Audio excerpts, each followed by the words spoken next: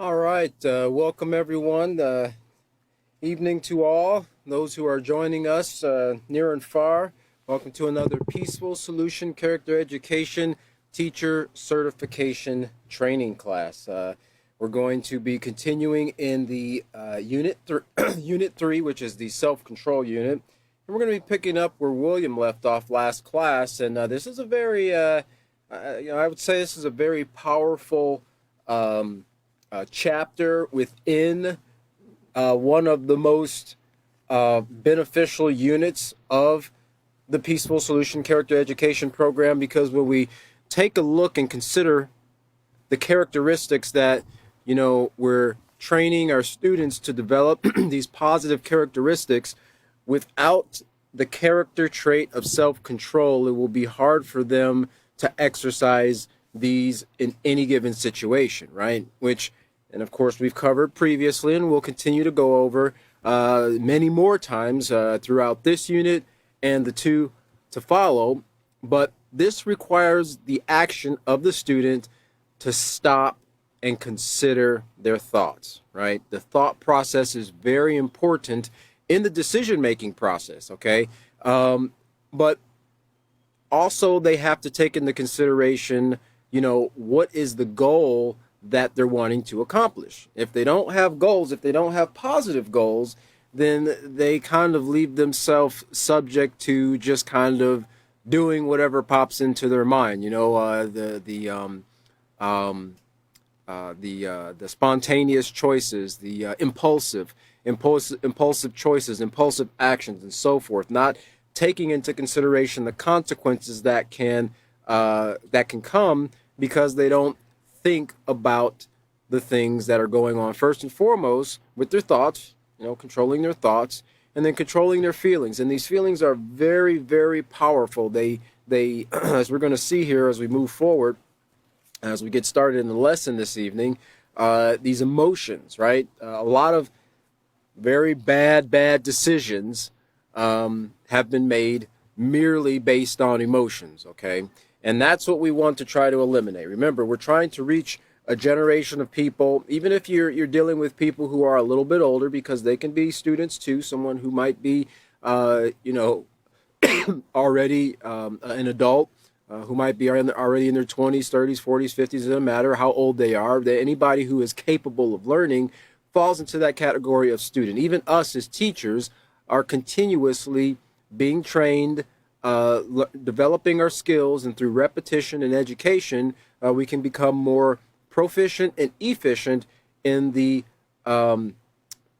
practicing of these positive character traits that we're going over here today. But like I said here, we are in chapter 3, and this chapter here is entitled Controlling. Let me make sure I get you the right title here. But it's entitled Control Your Anger. Okay, control your anger.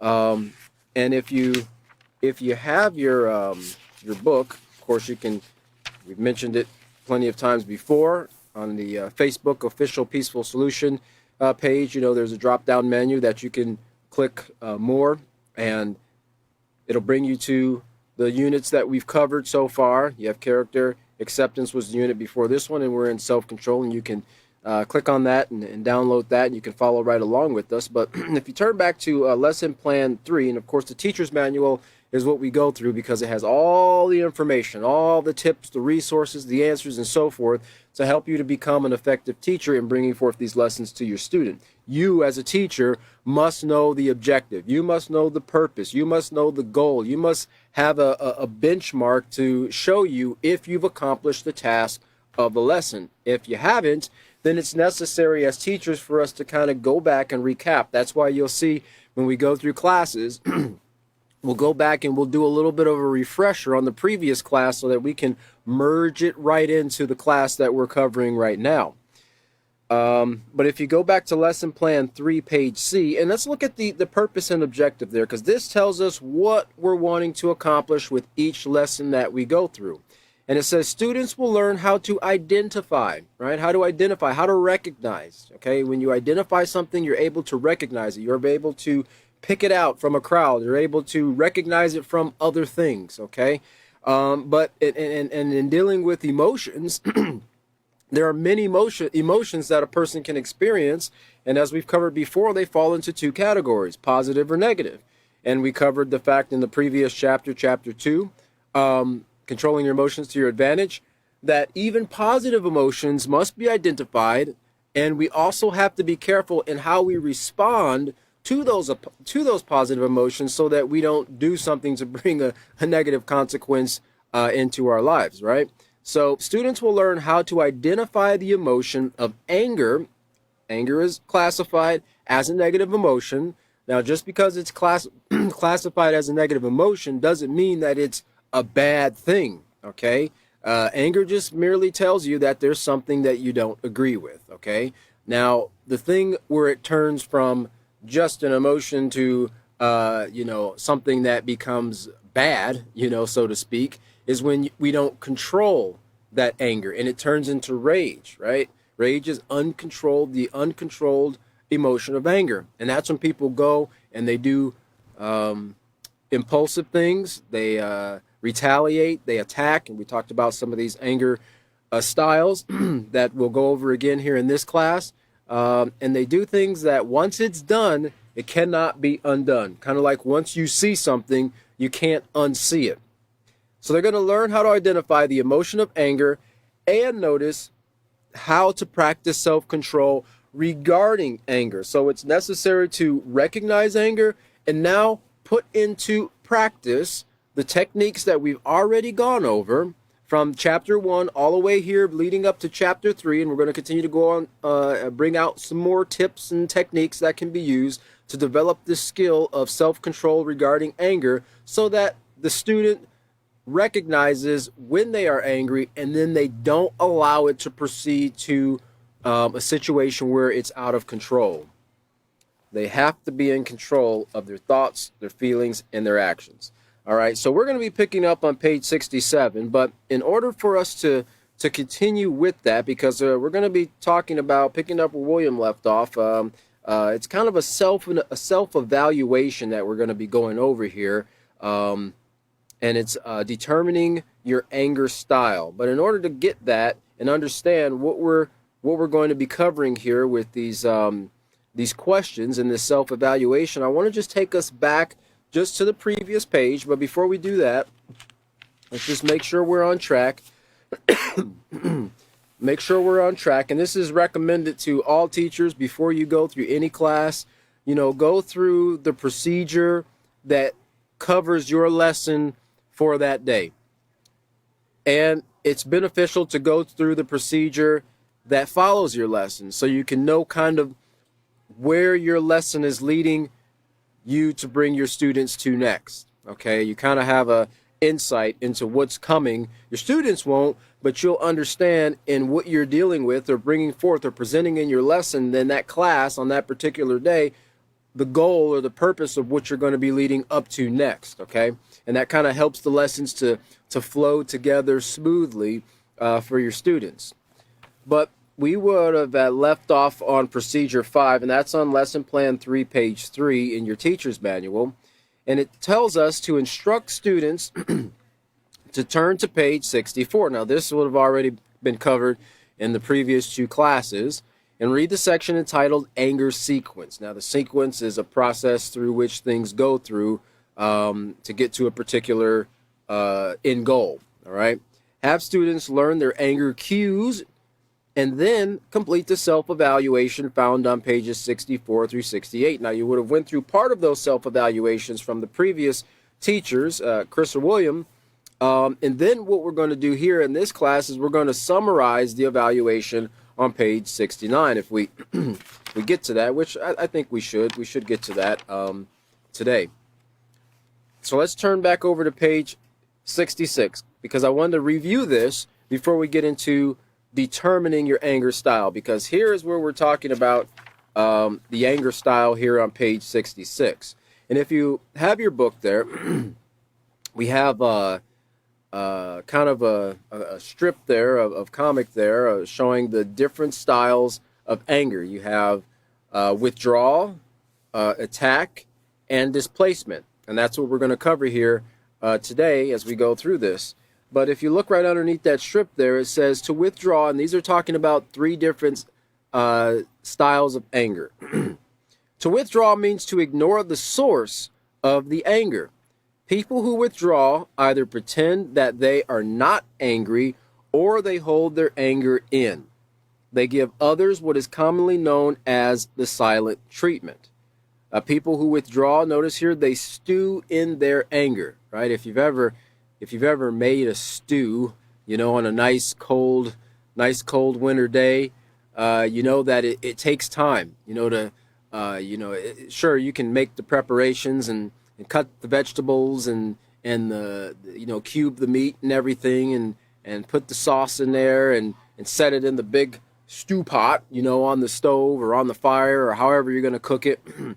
And then you'll do that in the morning and you'll let that stew cook all day, right? And what that does is it allows the flavors to come out, right? It allows all the seasoning, to come out into the base. And in regards to eating, it makes for a very delicious and enjoyable meal. But in regards to anger, when something occurs and there is a trigger, right, that triggers the anger, when a person stews in that anger, remember, when you're stewing something, you're cooking something over a hot fire.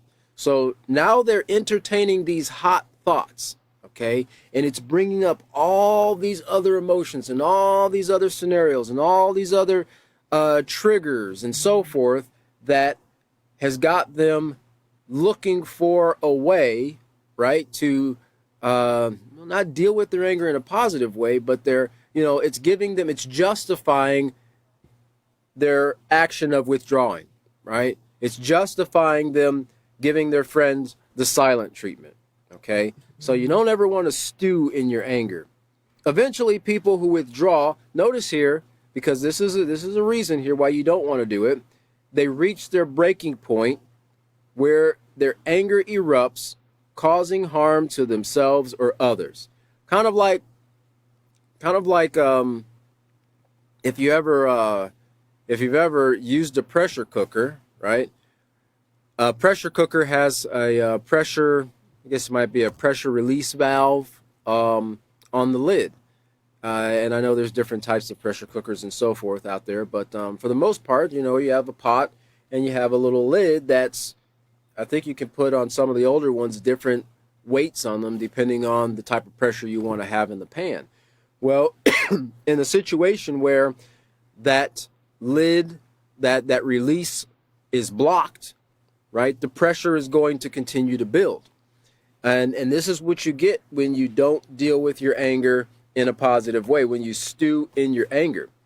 And if that continues to build, right, eventually that pressure within that pot, it's going to find a way to get out and it's going to explode, and dealing with pressure cookers, it can be a pretty dangerous thing, right? I mean, I've seen kitchens destroyed as a result of a pressure cooker not functioning properly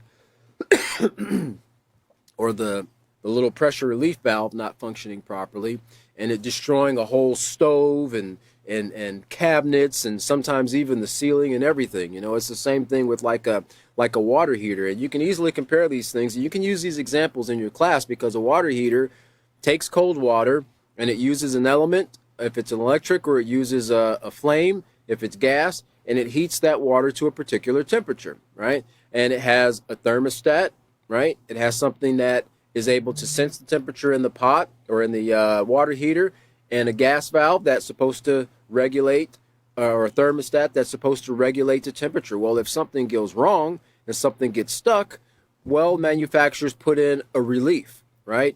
A temperature pressure relief. So if the temperature or pressure gets high, that automatically opens up and allows that pressure to relieve out of that water heater, so that water can come out and reduce the temperature and reduce the pressure, right? More cold water comes in and so forth.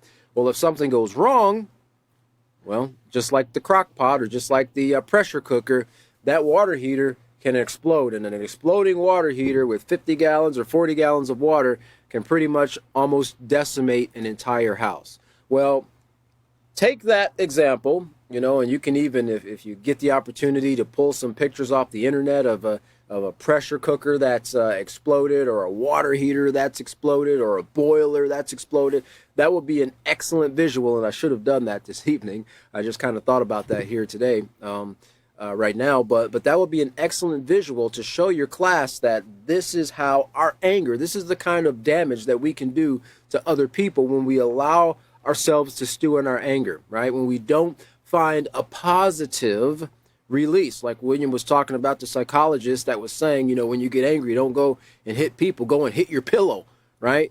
Some people will hit other inanimate objects. You go into some people's rooms and they'll have holes all in their walls because they punched their walls, or they've kicked their walls, or they punched and kicked in doors and things of that nature. They've broken windows, they've broken televisions, or things that their parents or whoever might have purchased them so that they could, have certain things. No, we don't want to release our anger in that way. We want to find positive ways, and that's the goal, because it's not to ignore the anger, right? It's not to release it by doing damage or destruction. Destruction is never the answer, because those little things right there, in destruction, in regards to first it might be a wall, then it might be a door, right? Then it might be somebody's car, an animal, then a person, okay? And it's that mindset that'll lead from one person to a person who goes out and wants to do mass shootings, in their neighborhood, because they don't agree with something. Something's angered them. They used to, it kind of was used in a joking way, and this is, I don't remember exactly what year, but it was a guy that was upset because of some stress and things that were taking place, and I don't remember if he was fired or not, but he was a postal employee, and he came back and he shot up the post office. And then the expression was, don't go postal on me, right? Not don't go mailing me letters, but don't go in here and shoot us up because you don't agree with something that's taking place, okay? And these things are very common occurrences. Well, school shootings, university shootings, people driving through crowds who are at some type of event, or people who go and shoot. You have a lot of these pro-life people who will go and they will actually bomb and murder the abortion doctors and so forth, or people who might be going to get, or who might be supporting abortionists. It's like, they're doing something, right, that's bringing forth harm and death to people who they say are bringing forth harm and death, but at the same time they're pro-life, right? Fighting, adding fuel to a fire, it just creates a bigger fire, and in society that's all that's done. When those type of things occur, you have people who have a mindset of retaliation, right? And they'll find a way to get back or get even with somebody who does something that they consider offensive. Well, this is why we've got to nip this in the bud at a very young age, at the very onset. When you recognize that there's anger, you have to deal with it in a positive manner, okay? So when they reach their breaking point, this can cause this anger to erupt, causing harm to themselves and others. And studies show, as William covered in the previous class, that doing so weakens the immune system and makes the body vulnerable to disease. Now, the other anger style is attack. We're attacking when angry results in physical and verbal abuse, right? You've ever seen somebody, they say that in relationships, one of the first things that is kind of an indicator of future physical abuse is, and it could be from the man or the woman, abuse comes from both sides, is a person kind of, they intend like they're going to, hit or do harm to somebody, but they don't do it. They show that they're kind of practicing. So, you better be glad. You better be glad I'm practicing self-control right now, But eventually, because they haven't gotten this emotion in check, right? They haven't checked their own selves. Something is going to occur, and no, it's not the spouse that caused it or made them angry. No, it's not the person who was driving slow, right, on the road, and they're trying to get to work. They're in a hurry. They didn't get up on time so that they get to work on time. So they, they get out with road rage. No, it's not the person that can't make up their line at the restaurant and they're taking all day and they've only got so much time for lunch, right? No, it's what's going on in their heart and mind that is the causer of them lashing out with this attack, okay? And eventually, this will actually turn to physical contact, physical abuse, right? Because the person has already set it in their mind that it's okay, to deal with this anger through violence, right? But violence doesn't solve problems. Look throughout all the world right now. Just take a look at the news in the world right now. You have many countries right now. You've got problems with Ukraine and Russia, China and Taiwan. Just looking at the news today in Israel. You have a time period where people are supposed to be being peaceful and so forth, and they're at each other's throats, right? Violence. And has any peace come as a result of that violence? No, it just brings more violence. So this is what occurs from when these individual problems or these individual situations lead to the international attacking, right? You see that with nations. It's called war. That's the national response, the international response. When they're angry, they attack, right? They attack. And even if they withdrew for a time period, we just read that eventually they'll reach their breaking point. The diplomats and so forth, leaders call it the red line, right? Don't cross the red line. Well, what is the red line? That's what they're saying is their breaking point. You cross that red line, then I'm not responsible for my actions.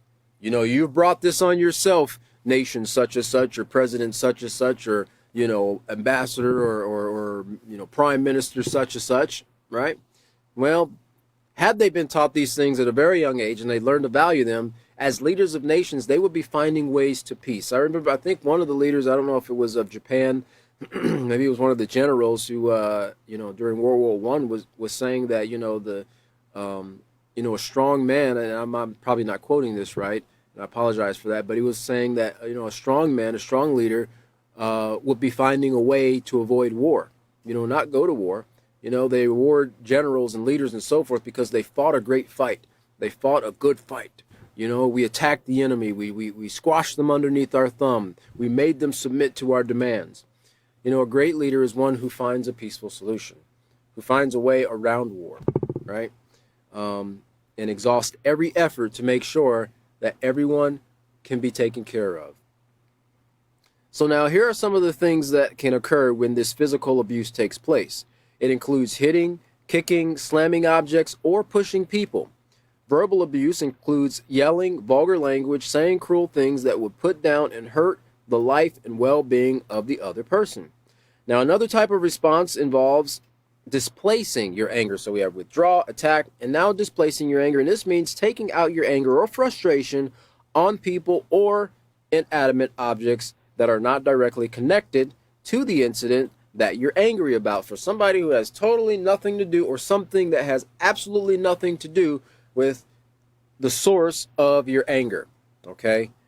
For example, you're upset with your friend because he didn't invite you to his house. But instead of telling him, now we'll get into this as we move forward in regards to communication, instead of telling him that you felt left out, you yelled at your little brother. You're at your little brother's house. He probably doesn't mind you being there, but this is the displacement. You yelled at your little brother when he tried to talk to you. All three of these responses, withdrawal, attack, and displacement, are examples of anger that is uncontrolled. And that's the key word right there, uncontrolled. What we're learning here in this chapter, the focus, the goal, the purpose is recognizing the emotion of anger and using self-control in regard to anger, right? Uncontrolled anger leads to resentment, hate, and retaliation. So let's look at page 67 now, because now we have a self-evaluation. Now, when you when you give this to your students here, you really want to encourage them to be honest with themselves, right? Don't try to tell that, don't give the answer that you think the teacher is going to want to hear, right? We're not going to make you come up in front of the class, and you should not make your students come in front of the class and tell on themselves, right? This is for them to look at these examples and these scenarios and really honestly evaluate their anger style, okay? And all it is to give them a starting point so they can see where they are, so they can know where they need to make improvements, okay? So now it says, when you attack, withdraw, or displace your anger, whether you attack, withdraw, or displace your anger determines what is known as your anger style. Determining how you typically respond. Now this word typically means showing characteristics expected of or popularly associated with a particular person or situation, right? So characteristics that are associated with a particular person or a thing, right? It's typical for John to come in the morning and go straight to the coffee maker, right? He's got to have his coffee in the morning. All right. It's typical at 12 o'clock that everybody checks out and goes to lunch, okay? Or it's typical when you tell, Pete that he didn't do something right, that he flares up in anger, right? So these are things that are expected and associated with a particular person or a thing. So determining how you typically, how you normally or regularly respond when you choose, and that's a key word there, when you choose, if you remind your students back here on page 58 on under facts about anger, the very first point that was covered there is no one ever makes you angry. You choose to become angry. We choose to become angry when anger sets in. Whether you realize it or not, it says here on page 58 of chapter 3 of the same unit, self-control unit here, the same chapter that we're in. Whether you realize it or not, you make a conscious choice to respond to an individual or situation with anger. Anger, like all other emotions, is fueled by your thoughts, and that's why thoughts controlling, recognizing and controlling recognizing the difference between a hot thought and a cool thought, right? Most of the time, cool thoughts are not going to automatically pop in the mind, but if we recognize the hot thought, we can train ourselves to replace it with a cool thought, okay? We can train ourselves, even kind of build up a nice storehouse or a bag of cool thoughts, metaphorically speaking, so that when a hot thought comes up, you can just kind of reach in that bag, pull that out, take that hot thought out, pull that cool, and put that cool thought in its place, right? Put that cool thought in its place so you can start to, change the direction of your emotions, okay? Because you have to change your thoughts in order to change your emotions. So as anger, like all other emotion, is fueled by your thoughts and how you understand the world around you. Like when people say, this is not fair, right? Well, some people might take two different situations. One say it's not fair. The other says, it's no big deal, right? Because of how they perceive and understand the world around them. They understand that this is how the environment goes. And if you want to accomplish certain things, well, you have to do A, B, and C. A person who doesn't understand that they have to do A, B, and C might just think that the situation is not fair because of their limited understanding. And this is why education is so important, because the more educated you are about a particular topic or even the environment that you're in or how to accomplish your goals, the more power you have to have success or to achieve success in your life and to help others to achieve success as well. If you think negative thoughts that fuel and justify your anger, notice here, then you are making a choice. I'll read that again. If you think negative thoughts, so granted, thoughts enter our mind at the speed of light, and we're not always able to control what comes into our mind right away, but we can control what we choose to focus on and what we choose to let go. All right, so if you choose, if you think negative thoughts that fuel and justify your anger, justify, in other words, make it okay, right? He said this to me. I'm upset with this guy. You know, he is kind of a bully, so there's nothing wrong with me being upset with him. You know, I don't like the way he looked at me anyway. Yeah. I can see why I'm upset. Yeah, you know what? Now I'm gonna hold on to this for the rest of the day, right? Um, so you kind of make it okay. Justification, making it okay in your mind. Then you are making a choice to be angry. All right. So let's go back to page 67 there. So determining how you typically respond when you choose to be angry is also an important aspect of learning how to control your anger. Now let's look here at the instruction right here. It says take the following self-evaluation. Now, we've gone over this before, but just a reminder, an evaluation is the act or the result of evaluating. Well, that makes sense. It's evaluating is the determination of value, nature, character, or quality of someone or something. All right, so when they're self-evaluating, they're determining the value, nature, character, or quality of, in this regard, their anger style. Okay?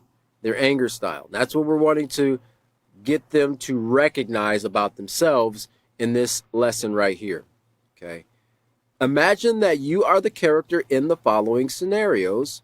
Circle the answer that best describes how you would respond if in a similar situation. And again, remind your students, hey, look, this is not for you to share with the class.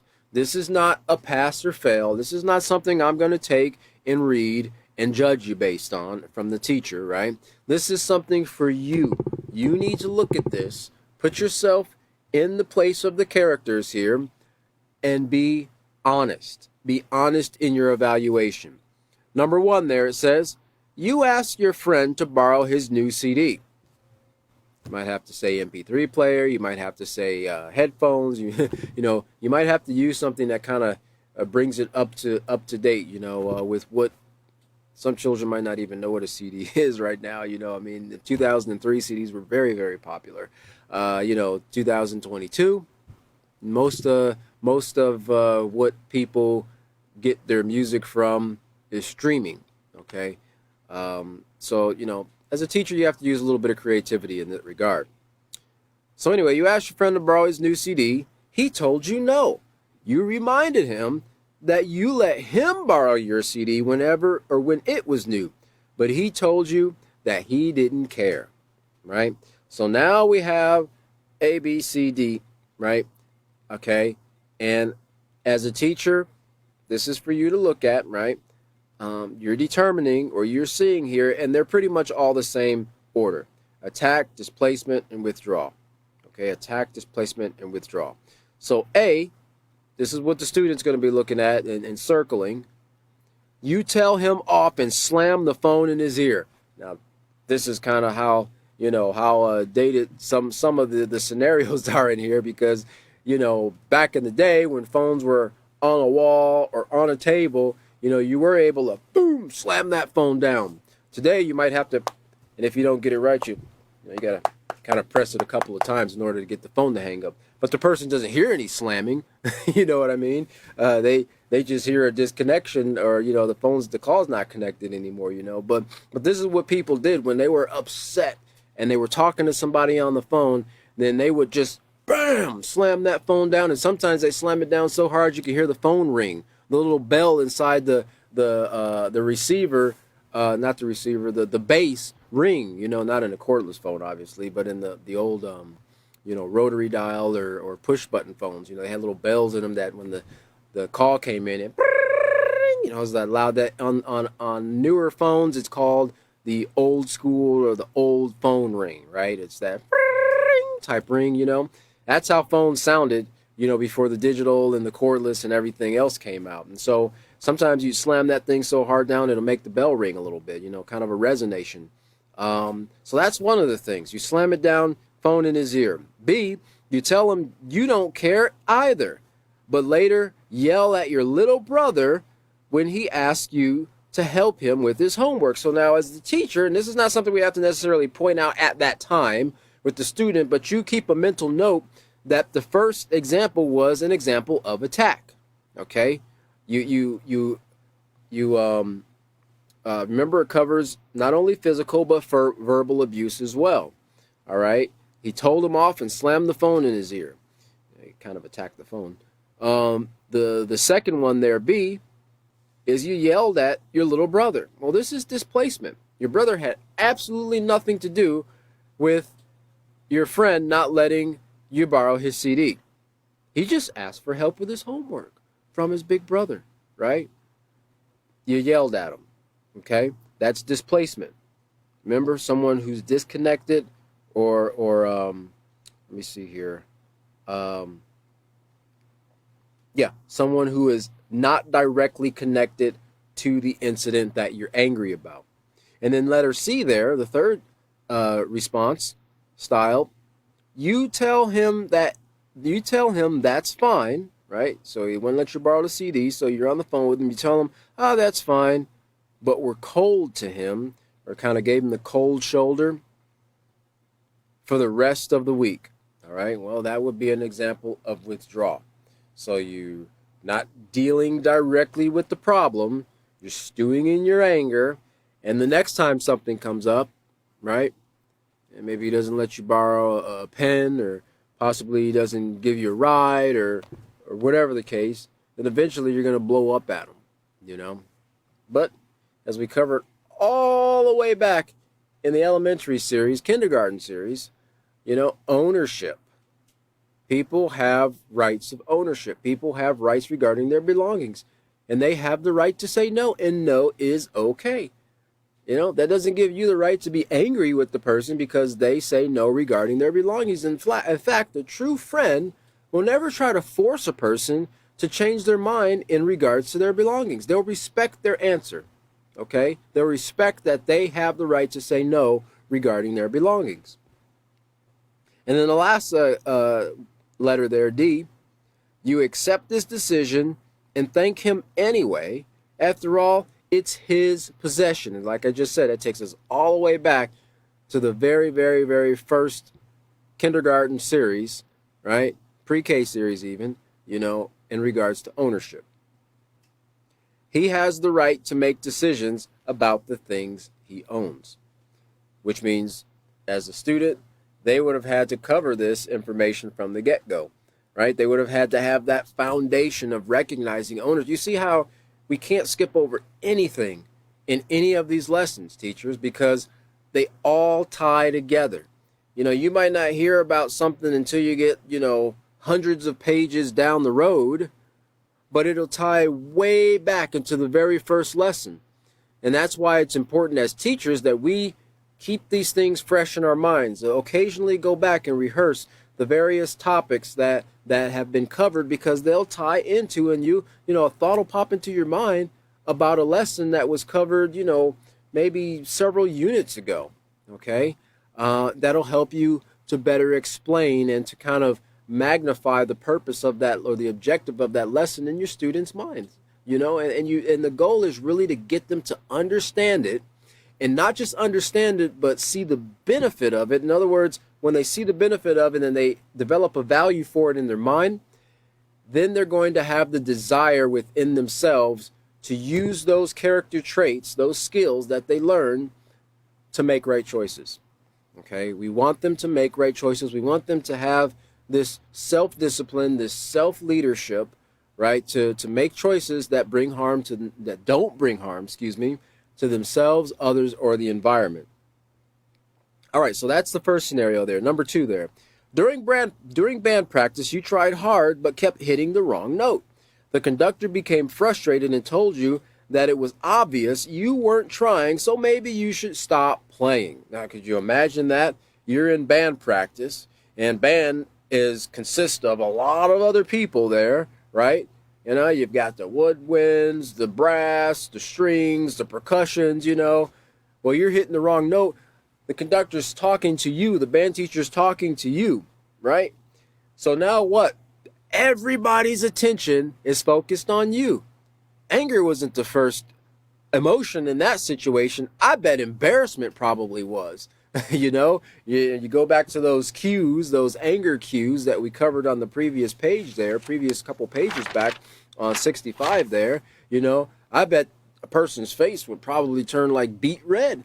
You're not trying to do it, but here it is. So he tells you, then he kind of, it might be a little bit embarrassing, to kind of call you out like that and say maybe you should just stop playing. Okay. So here's some options. Well, not options. Here's some styles. Remember, these negative things never should be our options, but these are styles of anger. A, you stuff your instrument into the case and walk out of practice, slamming the door as you leave. Yeah, you showed that door who's boss, right? Slam. That used to be a big thing when I was in junior high and elementary.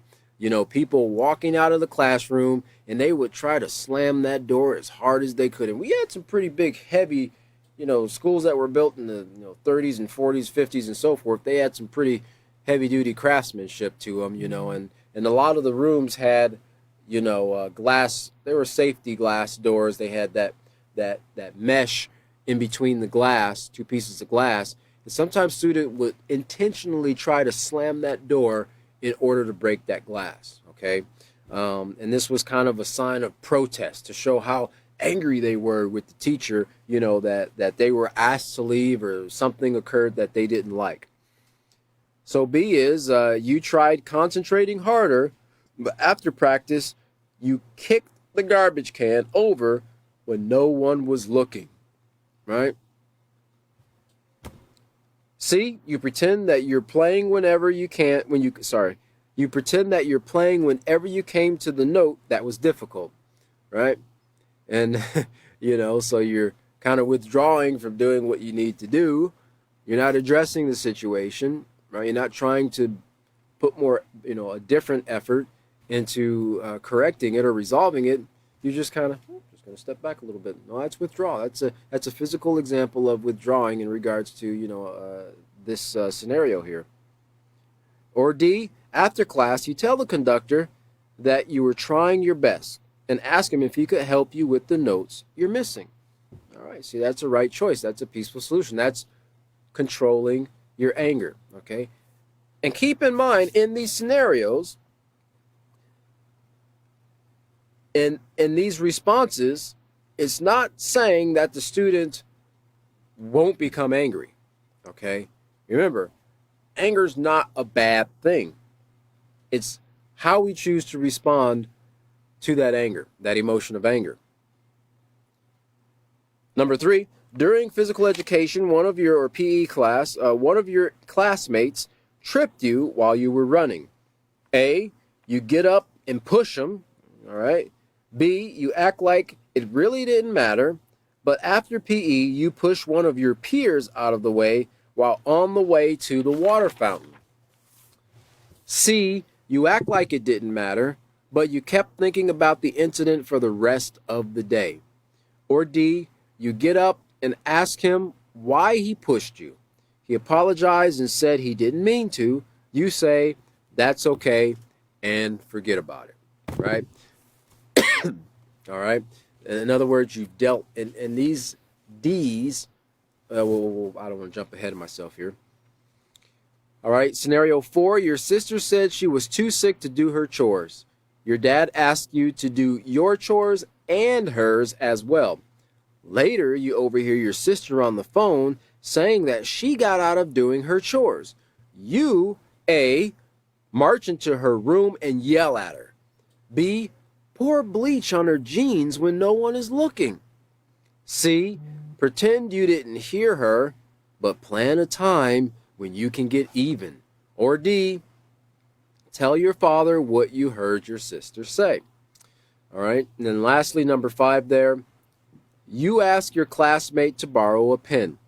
Now, I don't know if it's the same guy that you asked to borrow his CD, but needless to say, he's your classmate. He said no. Then said to his friend, loud enough for everyone else to hear, some people are just too poor to afford a pen. And I can imagine this scenario like that, considering how children are, how children were, and probably for a time period will be, You know, you probably got some snickers and some chuckles and some laughs and jeers and so forth, right? Again, that doesn't, incite positive feelings within a person who's on the receiving end of that. And so some of these styles here, A, you yell at him, why don't you shut up? B, later on in the day, you see his paper on the floor. Instead of handing it to him, you step on it as you walk by.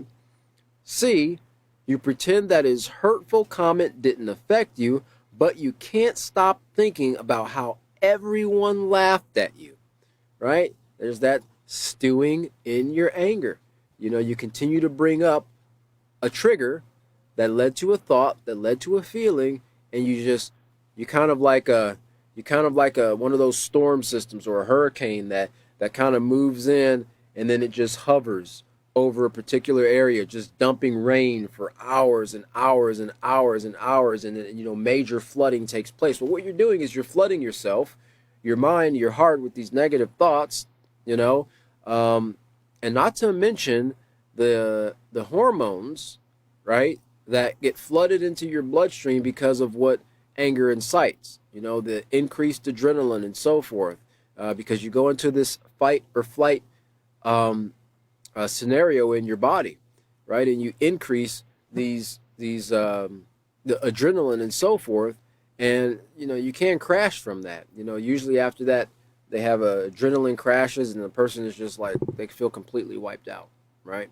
And they haven't done anything. They haven't exercised. They haven't run a marathon or anything, but they just kind of, that they crash from that adrenaline, from that anger, and now they're just kind of beat. It's amazing how that occurs. And then D there, you calmly state that your pen ran out of ink, then ask your teacher if you can borrow a pen. All right. So in all of these scenarios, we have the attack, displace, withdraw, and controlling the anger. And that's what we're going to look at on page not 69 here, page 69, because this gives us the kind of the answer, the key to the different styles of anger, right? And most people have, remember as we talked about character in chapter 1 of the character unit 1, a combination of both positive and negative. Well, people are going to have a combination of these different anger styles, okay? Rarely will you find somebody who has all D answers. There might be, but if they're honest, but rarely will that be, okay? So let's look at page 69 under what it all boils down to. Interesting, we use that word boil in regards to anger, right? Because people, emotion can boil over, all right? So how did you do? Well, the letter that you chose most is the anger self-evaluation indicates what your anger style is. So the one you chose most. Not that you don't do any of the other ones, but that's your predominant anger style. Write down the number of times you chose A, and then it gives a little slot there so they can write the number, B, C, and D. And remember, we only have 5, so it's not going to be that many, but it should all equal, 5 at the end of the day. We got to throw a little math in there, Hopefully nobody has like 4 of A and 3 of D. Yeah, that ain't going to work, right? Somebody's not being honest with something. But just have them pay attention there. So let's look at what this explanation is for the A, B, C, D answers. More A answers indicate that your anger style is attack. All right? A person's anger style is attack. Now notice here to the teacher, pay very close attention to this because this is not just telling you the very same thing that we read here. Okay? What you're going to see in this answer here is two phases, two points. First, you have what the tendency is, the style tendency is, the anger style is, okay? And then the second half of the explanation is the solution. So we're not leaving the student with just, hey, that's your anger style. You're an attacker, right? Or you're a displacer, or you're a withdrawer. No, this is what you have a tendency to do. Now these are some tips that you can use to address it, to fix it, to eliminate it, to control your thoughts and your emotions so that your behavior, your responses will be positive and respectful, both to yourself and others. Remember, in everything we do, we teach. You know, a student doesn't have to be in a position at the front of the room teaching a class. They don't need a master's or a PhD or a bachelor's in education or science or anything like that to be a teacher. Just by your example, you're teaching. So we want to make sure that they're understanding that, and that in everything they do, they lead with a positive example, okay? And that requires self-control. So it says here, when angry, you tend to be verbally and physically aggressive. Your anger literally erupts. All right, think about that pressure cooker, or well, think about eruption. Think about a volcano, right? That's what people mostly associate eruptions with. Volcanoes. You got the grumbling, the earthquake. Or sometimes earthquakes can lead to volcanoes, right? But there's usually telltale signs of a volcano that's getting ready to erupt. There's a lot more activity and lava and steam and so forth. And then eventually, boom, that thing erupts, and it does a lot of damage, especially if it's close to an area where, there's a civilization, there's people living, an island or something like that, either through lava or through heat, or sometimes a sound wave from the eruption, through ash settling and just caking everything with ash and so forth. This is the same thing that takes place with anger, okay? It literally erupts, right? There's no control. You're not controlling a volcano, right? You can't tell the volcano to think positive thoughts so it doesn't erupt and cool down. The cool thoughts volcano, cool thoughts, right? But we can tell ourselves that, all right? We can remind ourselves of these things so that we don't erupt in anger and attack physically or verbally someone else. Now notice here the solution. So you've got the tendency or the style, and now the solution. You need to avoid acting impulsively, right? Acting impulsively is acting without taking into consideration the consequences of your actions. You need to avoid acting impulsively, calm down, and start practicing self-control. So three tips that a person whose style is to attack can use to start to reverse that tendency, that pattern of behavior. So B here, more B answers indicates that your anger style is displaced. All right, your anger style is displaced. When angry, you tend to store. Now remember, when you store something, think about storing up, food or materials or knowledge. That's one of the greatest things you used to store up. But you're keeping it or you're accumulating it for future use, okay? And this is this can occur with anger as well. You can store up your anger and the thoughts that feed the anger, and in the future, something's going to come out of you as a result. So when you tend to store your anger and take it out on others, people or animals, or inanimate objects, that's not things that are not alive, as in the manner of like humans and animals, right?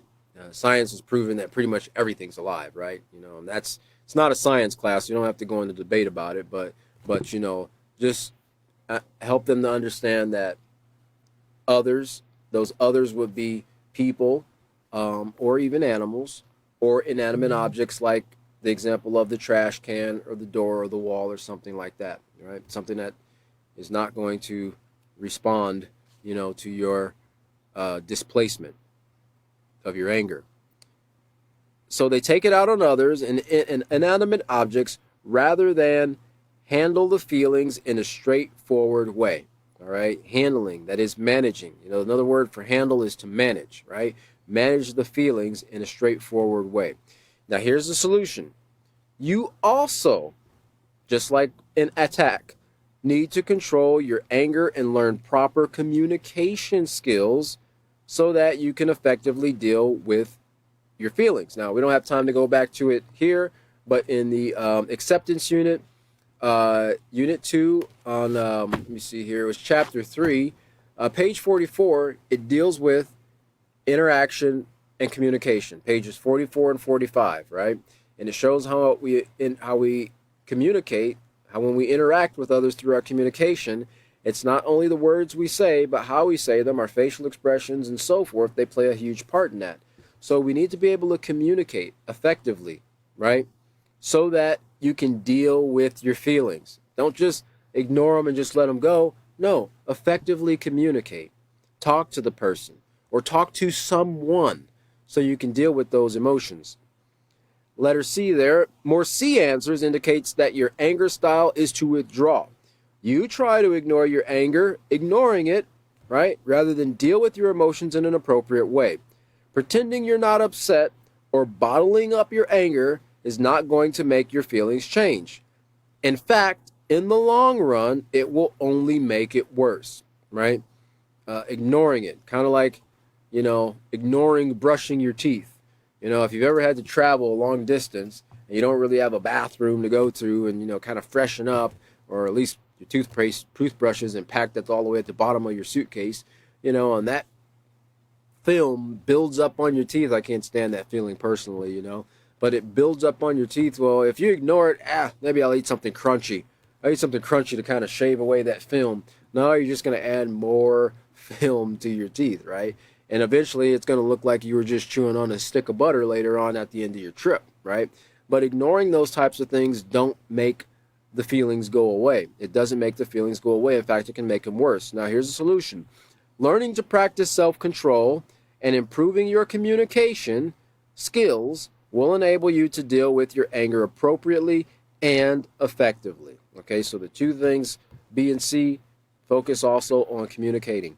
And lastly, more D answers indicate that your anger style is one where you try to handle, again, manage. You can interchange that word handle with the word manage, your feelings appropriately. Well, great job.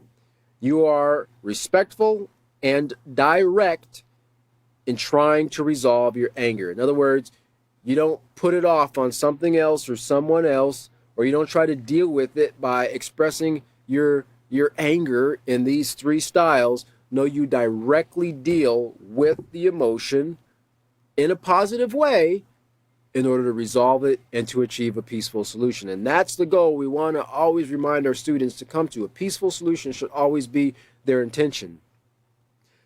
You already have a basic understanding of how to practice self-control regarding your feelings. All right. So that gives a breakdown of what we built up to from the beginning here of this this chapter, with the anger sequences, the jumping to conclusions, working it out, not fighting it out. Fighting it out is a style of attack. Understanding the sequence of anger, the anger cues, and so forth, and then the styles of anger. All right. So when we pick up with our next class, which is going to be 4/20/2022 at 5:30 Central Standard Time, we're going to start to get into understanding how we need to be responsible, right? How we need to be accountable for controlling our anger. We can't put the blame on someone else or some situation as to why we responded with uncontrolled anger, because that's not positive. That's not demonstrating the positive character trait that we're learning here. Again, we look forward to joining you Wednesday, like I said, 4/20 2022, 4/20, just a few days away from here, 5:30 p.m. Central Standard Time. Thank you for joining us, and we'll see you next class.